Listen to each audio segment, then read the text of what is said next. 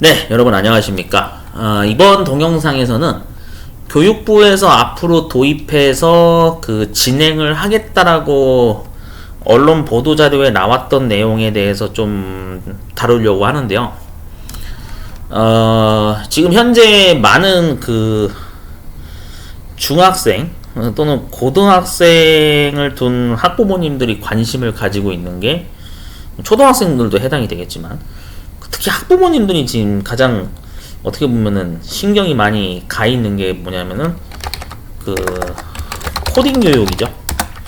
정보 과목 수업 확대 시행을 하겠다라는 교육부 그 발표 보도 자료가 있죠.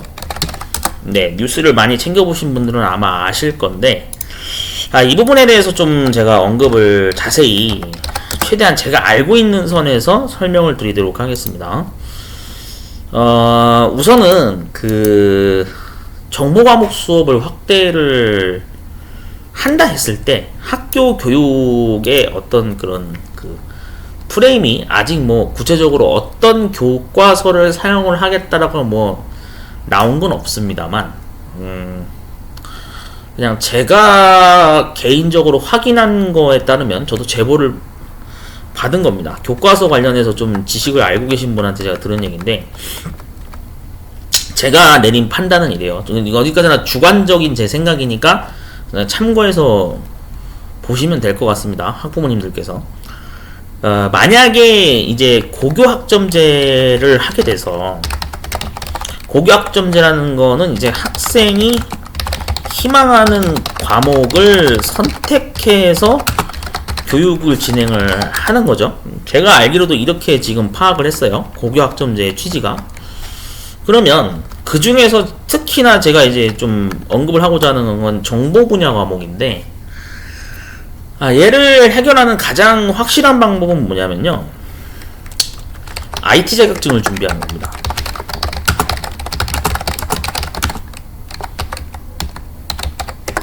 해결될 가능성이 높습니다.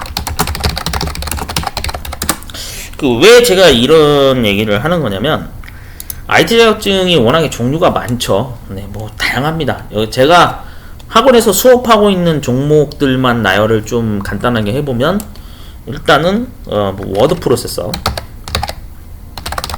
네, 이거 있죠. 그 다음에 컴퓨터 활용 능력,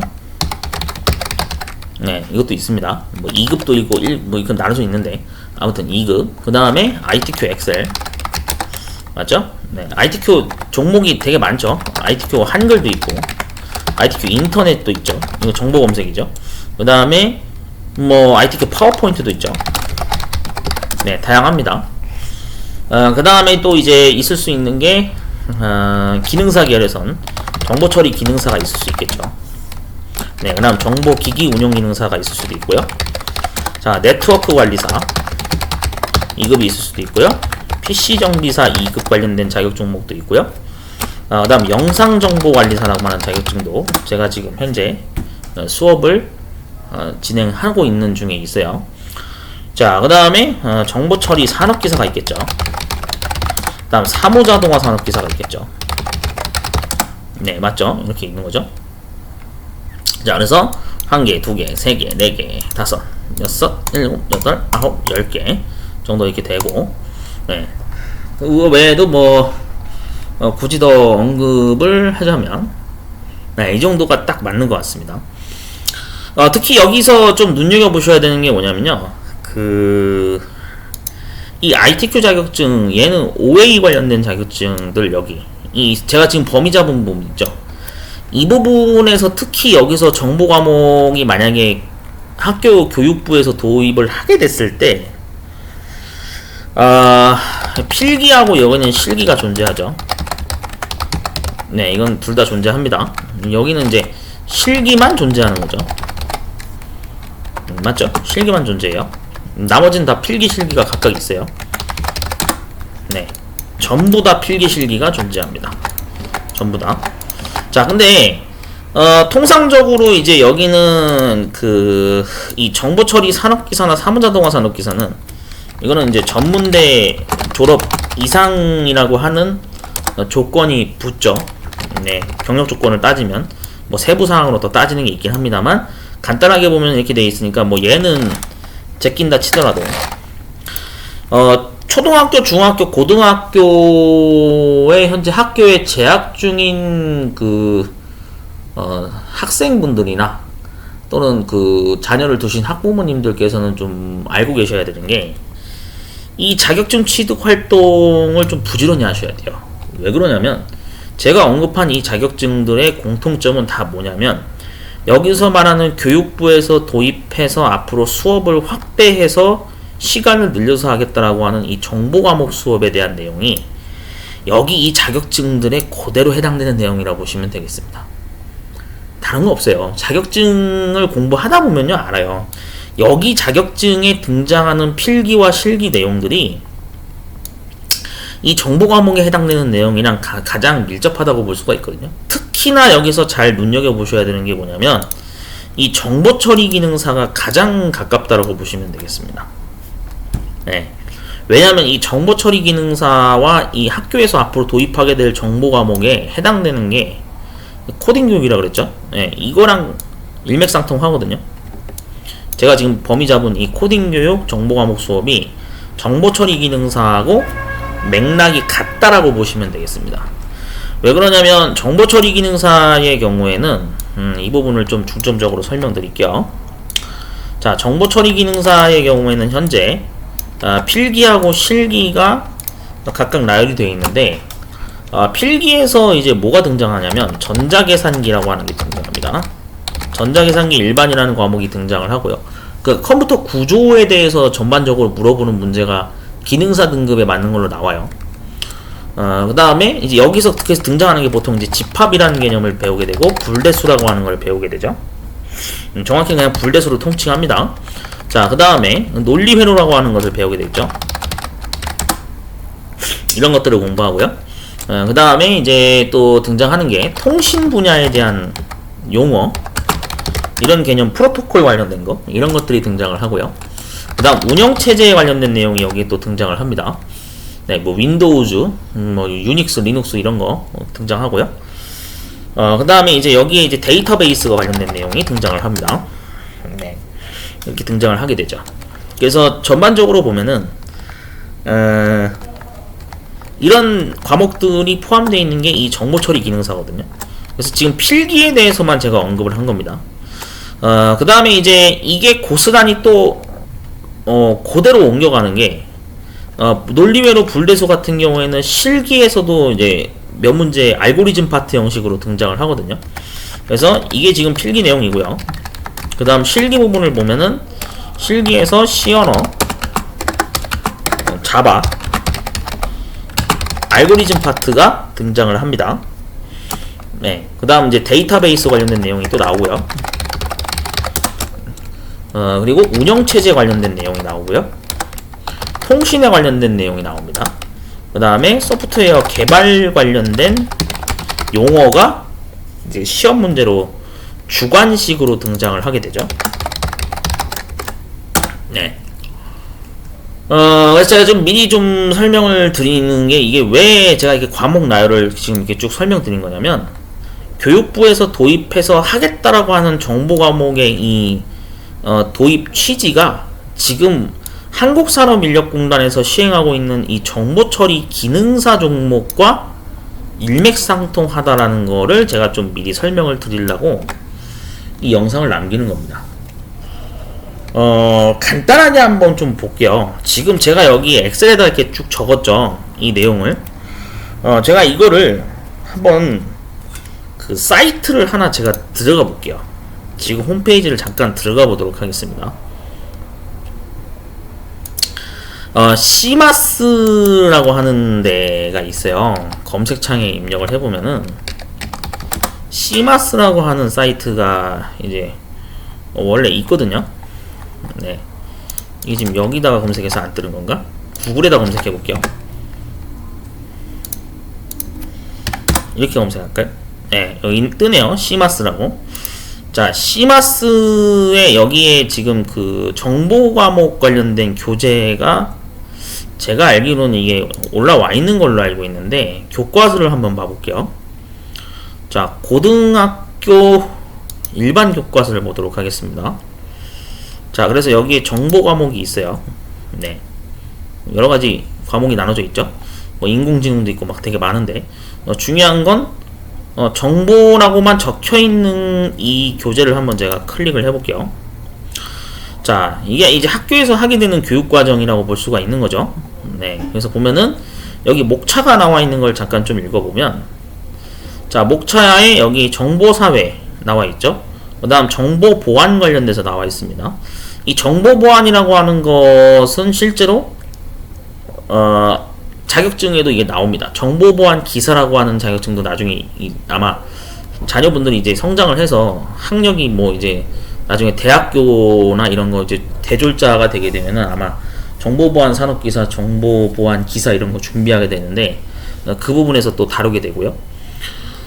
자, 그 다음 자료와 정보라고 해서 디지털 표현, 네, 디지털에 대한 관련된 내용. 그래서 이것도 정보처리 기능사에서 언급이 됩니다. 네, 기능사 등급에서 언급이 되고요.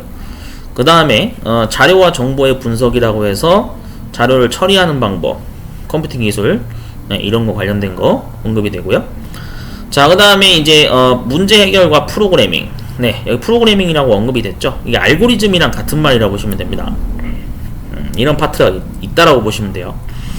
자, 그 다음 여기도 알고리즘이 별도로 있네요. 네, 알고리즘 챕터 있죠. 그래서 프로그래밍, 변수와 자료형, 연산자, 표준 입출력, 파일 입출력, 제어 구조의 활용, 배열 활용, 함수 활용, 프로그래밍 응용이죠.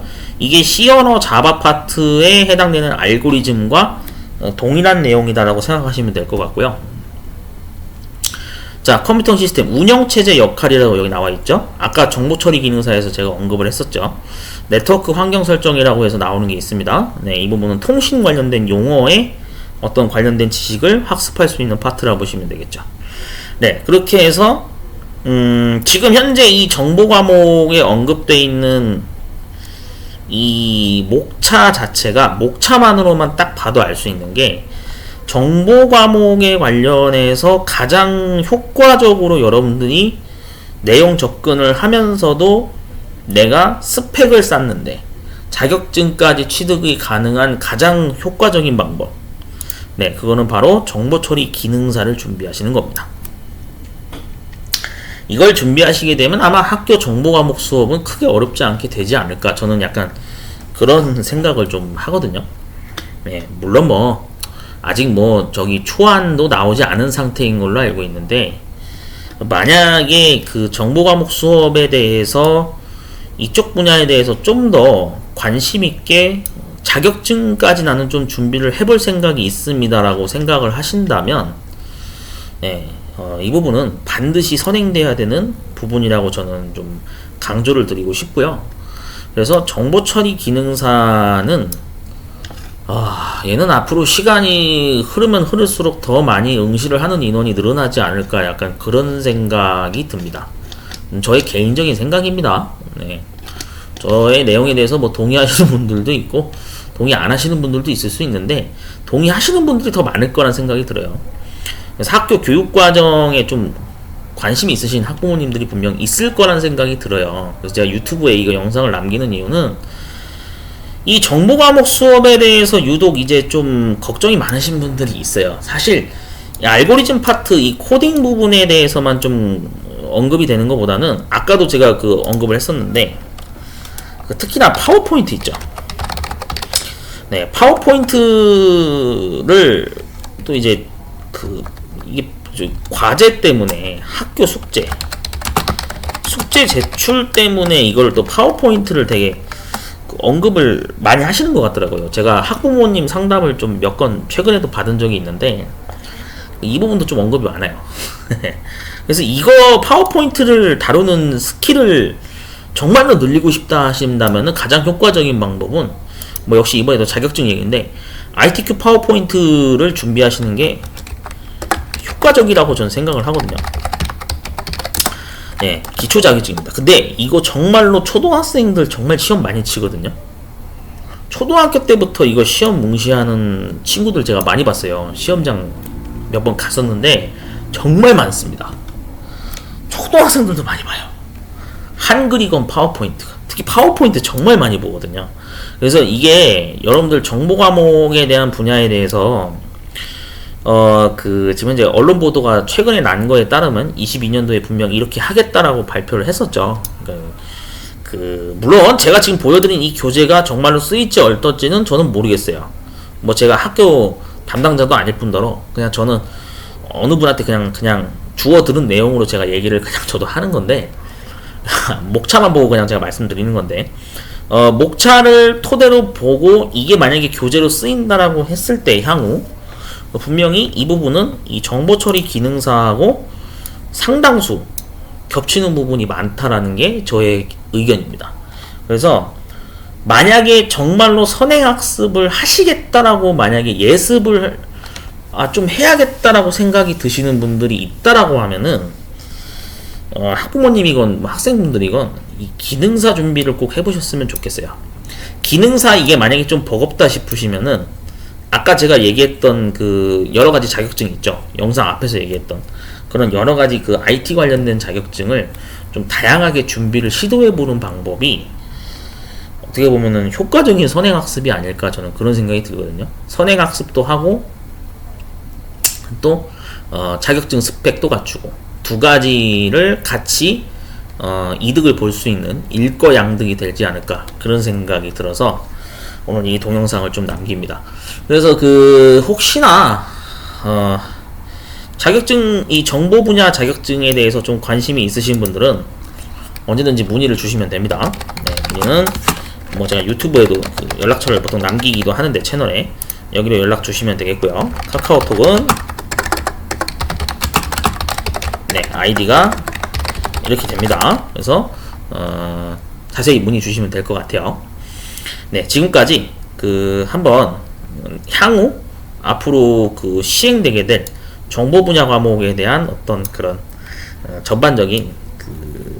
전반적이라기보단 그냥 종합적인 그냥 약식으로 한번 동영상으로 좀 언급을 해봤습니다. 참고 잘 하시면 될 것 같고요. 대비를 한다는 건 좋은 겁니다. 네.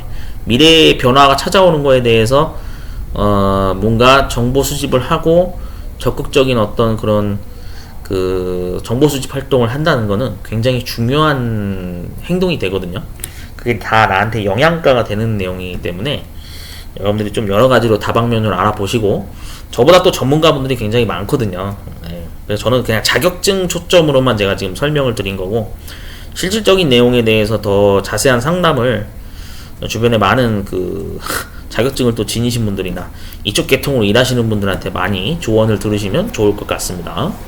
네, 지금까지 정보 분야 과목에 대한 내용을 간단하게 한번 봤습니다. 저는 다음에 다른 영상으로 또 찾아뵙도록 할게요.